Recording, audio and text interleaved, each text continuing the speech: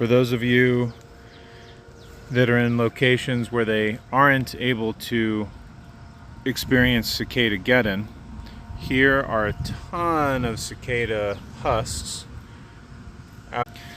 For those of you that are in areas that aren't able to experience cicada geddon, here we've got one live one kind of flittering around right here. Then a ton of cicada husks out here on the ground next to this tree. We've got some holes where they've dug themselves up out of the ground next to the tree roots. And then we have cicada husks all over these plants around here.